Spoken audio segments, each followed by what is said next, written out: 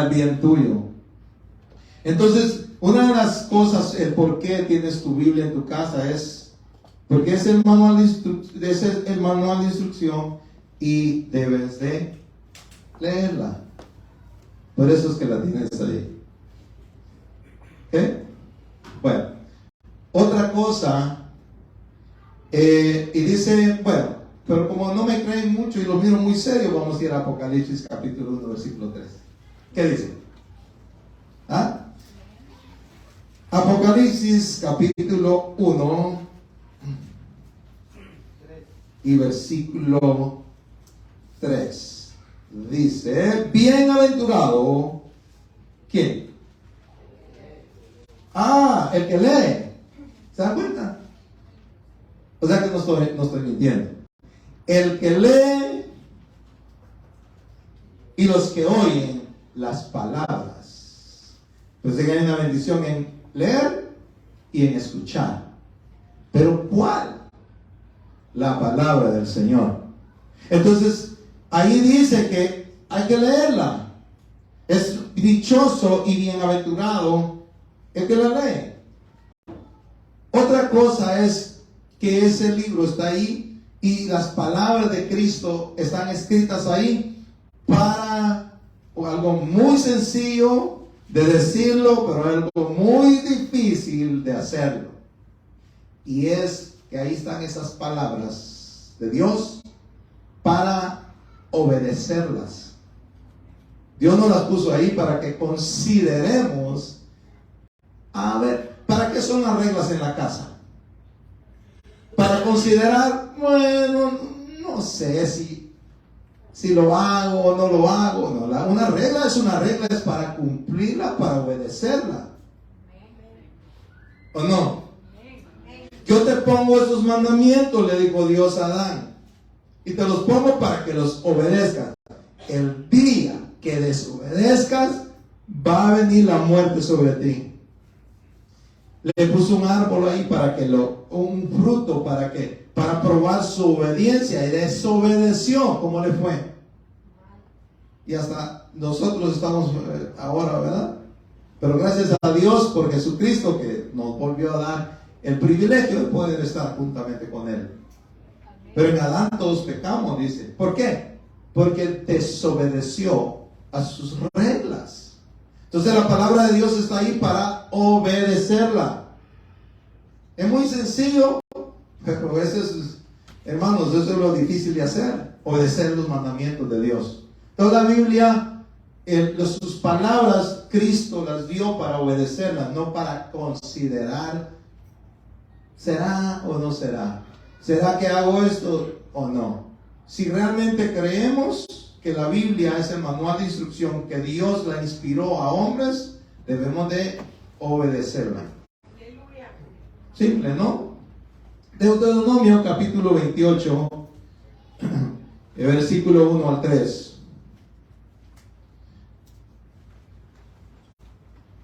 28, capítulo 1 al 3. Y sucederá que si obedeces, diligentemente al Señor tu Dios, cuidando de cumplir todas sus palabras que yo te mando hoy, el Señor tu Dios te pondrá en alto sobre todas las naciones de la tierra, y todas estas bendiciones vendrán sobre ti y te alcanzarán. Sí, hay una condición para ser bendecido.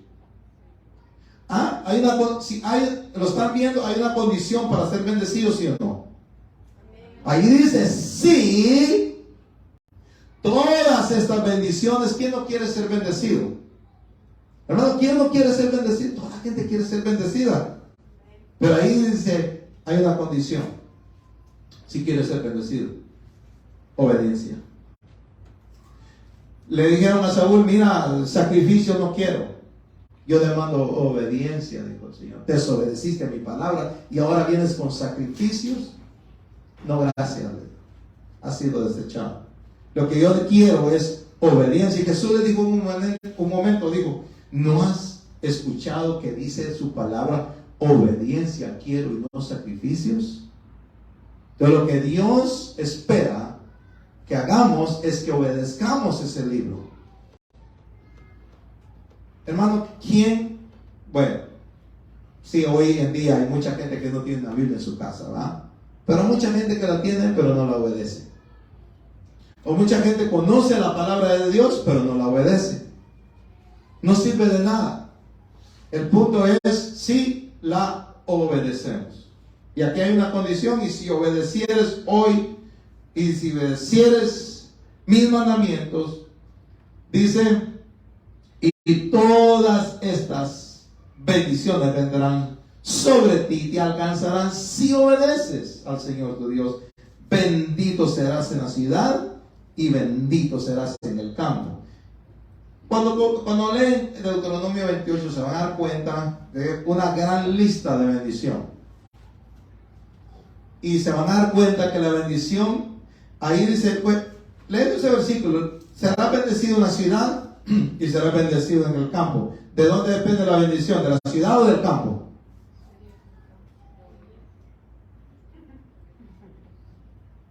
Para despertarlos, los puse a pensar. ¿En dónde está la bendición? ¿En la ciudad, en el campo? ¿O la persona que es bendecida será bendito tanto en la ciudad como en el campo? En la persona, cuando obedece, no importa el lugar, va a ser bendecido. Sea ciudad, sea campo, sea aquí, sea allá. O sea, aunque en la persona que es realmente Dios la ha bendecido porque obedece, aunque se vaya la luna, allá va a llegar la bendición a buscarlo. Ahí está diciendo que no importa el lugar, es la persona que ha sido bendecida. Esa persona, la bendición la va a perseguir, porque obedece. No tiene un libro ahí abierto, como les menciono en el Salmo 91, a ver qué sucede para los espíritus chocarreros, ¿verdad? Bueno, dice en el Salmo capítulo 119, el Salmo 119, ya se los dije, pero ¿cuál es el?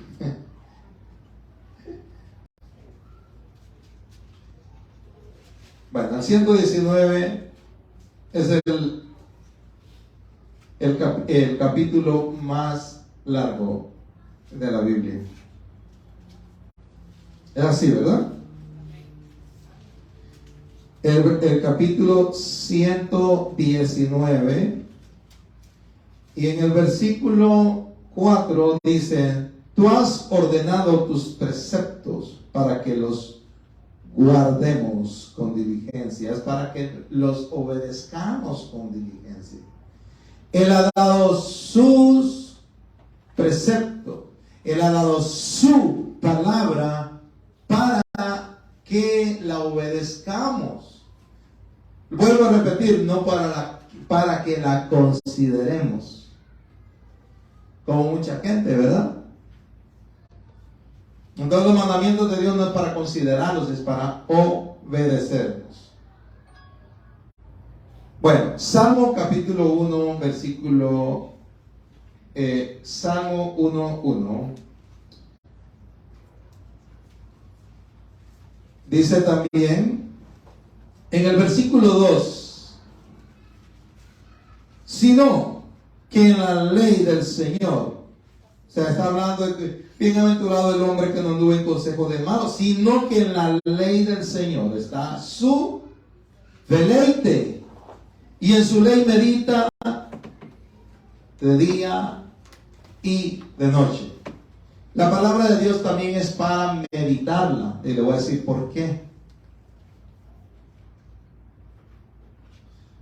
Todos los malos pensamientos, todo lo que el hombre cree de sí mismo entra por los pensamientos. En un momento entró una mentira en su mente y después la cree, pero entraron por sus pensamientos. Entonces, ¿qué es lo que sucede cuando meditamos en su palabra? Estamos pensando en su palabra, tomamos un tiempo para meditar en su palabra. Recuérdate que todas las cosas que tú tienes en tu corazón arraigadas ahí, en un momento estuviste meditándolas en tu mente. Entonces es un lugar donde, ¿cómo dijera? Es como, antes de que baje en tu corazón, pasar tu mente, pues, que es como una antesala, por decirlo así. Entonces por eso es importante meditar su palabra para que tu corazón sea limpio. Entonces la palabra de Dios está para meditarla. Mira otro ejemplo. Dice,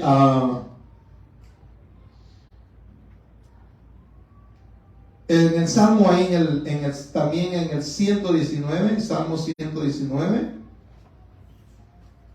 Salmo 119, y en el versículo 97,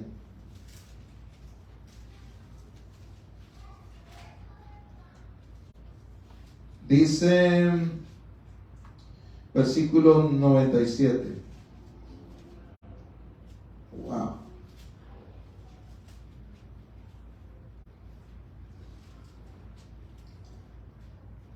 Cuánto amo tu ley. Todo el día es ella mi. ¿Quién está leyendo ahí? Todo el día es que. ¿Alguien me ayude que lo está leyendo ahí? Mi meditación. ¿Ah? Mi meditación. Todo el día es mi meditación. Pero nosotros, ¿saben qué es lo que sucede? Pasamos pensando mucho en las preocupaciones de esta vida. ¿Qué voy a hacer mañana? ¿Cómo voy a salir de esto? ¿Cómo voy a hacer lo otro? ¿Cuáles son mis planes aquí, allá? Y todos nuestros pensamientos los gastamos en las preocupaciones de esta vida. Pero no meditamos en su palabra. Entonces mi consejo es, meditemos en su palabra. Pero para meditar en su palabra tienes que primero conocerla y leerla. Entonces un momento la lees, en otro momento la meditas. Y eso va a ser sanidad para tu alma. Meditar la palabra es algo que va a bendecir tu vida, tu ser interior, tus emociones van a ser controladas. De alguna manera van a ser bendecidas tus emociones a través de la meditación de la palabra de Dios. Ahí está diciendo claramente. ¿Sí lo ven? ¿Cuánto amo tu ley? ¿Por qué aprendió a amar el salmista en la Biblia? ¿Por qué? Dice, ¿cuánto amo tu ley? Todo el día es ella mi meditación.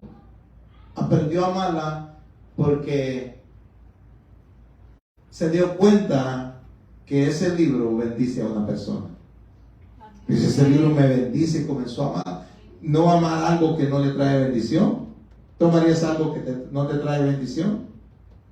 Uno va a apreciar, va a amar algo que le trae bendición, que le es para uno un beneficio.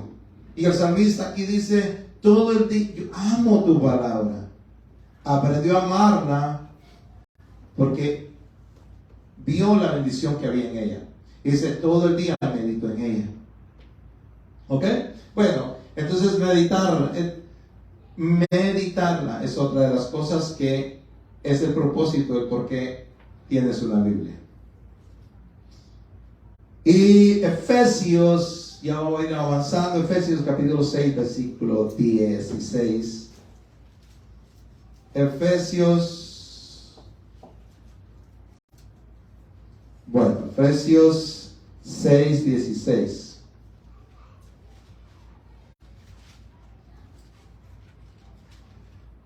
Esto es interesante.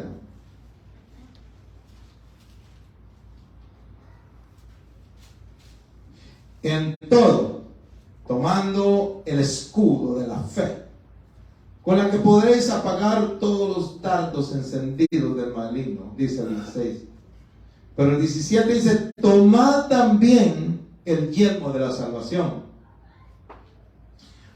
Ustedes saben que aquí en Efesios 6 habla de la armadura de Dios, ¿verdad? ¿Sí? ¿Sí lo saben? Ok, y si Dios nos dio una armadura, ¿es para lucirla o para usarla?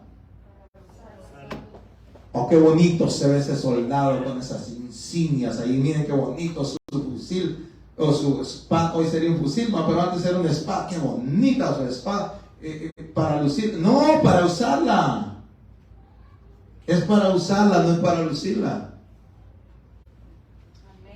¿Ah? Es así. Aquí dice, y tomad también el yelmo. Pues otra cosa ahí, si ustedes pueden ver, ese pasaje de Efesios habla de la armadura de Dios, el yelmo, dice ahí el yelmo de la salvación, la coraza de justicia, todo es protección, el yelmo para tus pensamientos, para nuestros pensamientos, cubierto para que no entre el enemigo no afecte tus sentimientos, tus pensamientos. Entonces necesitas el yelmo. Pero también el enemigo ataca por detrás. Entonces te sirve la coraza. Bueno, en fin, pero aquí dice, y todo es defensa, pero de repente en lo último dice, y entonces toma las botas, ponte la coraza, ponte el cinturón, el yelmo, pero luego dice, y sobre todo. Porque ¿de qué le sirve a uno estarse defendiendo todo el día y no ataca? Todo lo demás, la fe, todo eso habla el apresto de las botas, del apresto del evangelio, la coraza de justicia, pues han sido justificados en Cristo y todo. Pero todo eso es para protegernos. Pero el único armamento ahí ofensivo que tenemos es la espada. Bueno, y en los tiempos podemos entender un poquito y también la fe, porque la fe servía con el mismo escudo. Si se pulía bien y era de día, podía afectarle la mirada al enemigo y afectarle su mirada, podía pues usar la espada. Entonces, el escudo también puede usarse como una arma ofensiva para el enemigo, pero sobre todo la palabra de Dios. Ahí dice, y sobre todo, ¿cómo dice?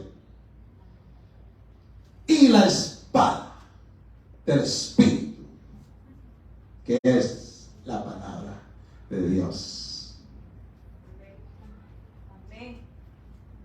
Bueno, entonces, como no me creen, vamos a ir a Mateo capítulo 4,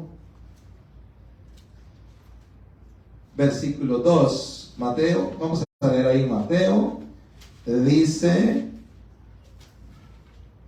bueno, esto lo conocí. Después de haber ayunado 40 días y 40 noches, entonces tuvo hambre. Y acercándose el tentador, entonces aquí había necesidad de usar lo que les acabo de decir. Le dijo, si eres hijo de Dios, di que estas piedras se conviertan en pan. Pero él respondió y dijo, escrito está, no solo de pan vive el hombre, sino de toda palabra que sale de la boca de Dios. ¿Qué hizo Jesús con la palabra? La usó. En la Biblia es para usarla, para creerla. Tenemos que usar la palabra de Dios. Jesús la usó. En los momentos, ¿cómo votamos todos aquellos malos pensamientos que vienen a nosotros? ¿Cómo votamos todos aquellos malos pensamientos que el enemigo pone en nosotros? Todas aquellas acechanzas que vienen a veces a nosotros. ¿Con qué nosotros las tenemos que votar? ¿Ah? Con la palabra de Dios. Tenemos que Jesús dijo, escrito está. Y saben que es tan poderosa que el diablo quiso usarla. ¿Sí lo miran? El diablo quiso usar esa espada, pero no le funcionó, porque no tiene la autoridad sobre ella. No, nosotros se nos ha dado esa autoridad. La palabra de Dios son promesas para nosotros. Y él le dijo, escrito está. Él usó la palabra. Mandará a sus ángeles para que tú no tropieces en piedra. Hasta el diablo sabe lo importante que es usar la palabra. Y muchas veces nosotros lo ignoramos. Y vamos a ver el tiempo. Bueno, lo vamos a dejar, solo voy a dar algunos beneficios de guardarla, de obedecerla, de leerla, de meditarla. Te voy a dar algunos beneficios que obtiene el hacer eso. Voy a parar aquí porque hay otras cosas que quería compartirte. Juan capítulo 5 versículo 39. Vamos a ver la bendición, por qué debemos de hacerlo. Juan 5:39.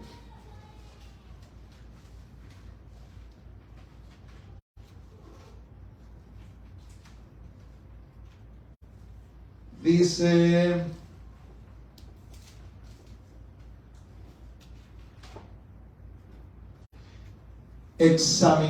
aquí es otra cosa que es escudriñar.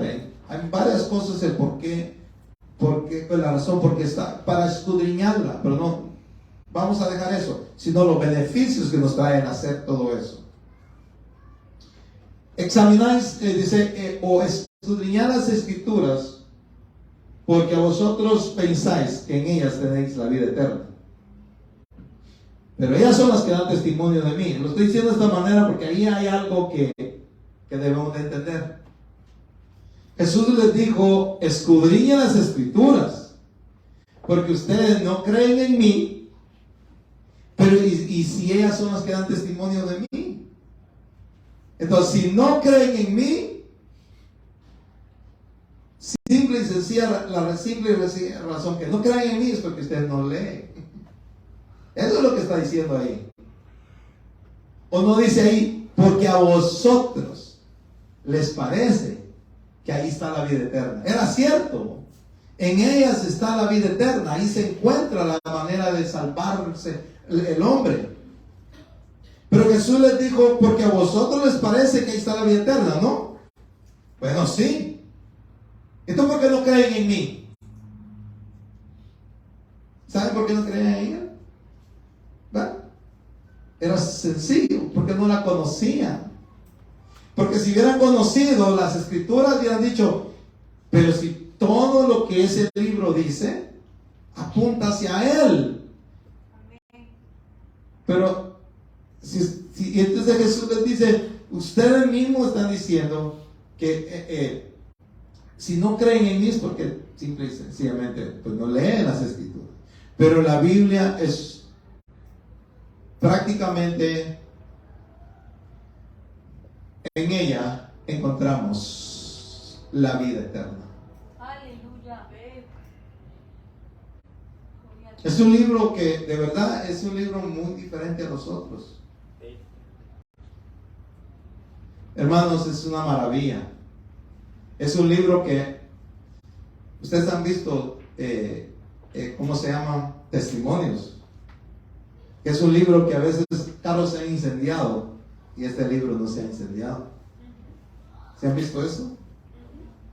Yo vi un video, que fue real, lo pasaron en las noticias, donde todo el carrito se quemó por dentro y por fuera. Y la Biblia de atrás quedó intacta. Solo con polvito arriba. Era la primera que tenía que quemarse. Y no se quemó. Alguien evangelizó a alguien que era ateo. Y le dijo, te regalo la Biblia, ¿para qué la quiero si yo no creo en eso? Le dijo. Y le dijo, pero yo quiero regalártela. Y le dice, pero yo te lo voy a regalar, pero con una condición. O sea, ni la quería y le estaba dando condiciones. Papá dice, bueno, está bien, acepto. ¿Cuál es la condición? Y le digo, bueno, es que si me la das, le digo, bueno, el ateo le dice, si me la das, yo me la voy a fumar. Porque yo fumo drogas. Y esas hojitas son perfectas para envolver la droga. Entonces le dice, no importa, yo te la regalo. Pero yo ahora te doy otra condición. ¿Ok? Yo te permito que tú fumes la Biblia. Una hojita diaria me voy a fumar. ¿Ok? Y yo te voy a pedir que cada hojita que te fumes, la leas. Y de repente lo encuentras en un lugar predicando al ateo. ¿Y esto qué es? Dijo él. Y dice, a ver, hermano, hermano, ¿va? ¿Qué pasó? Le dice que, cuéntame, ¿te fumaste la Biblia? Le digo, me fumé casi la mitad, pero después ya no me pude fumar una de las hojas donde Dios me tocó. Este libro es vivo, ese libro salva gente. Entonces por eso debemos de, cuando digamos, debemos de darle mucha importancia. Hay gente que la cuida tanto que ni la toca.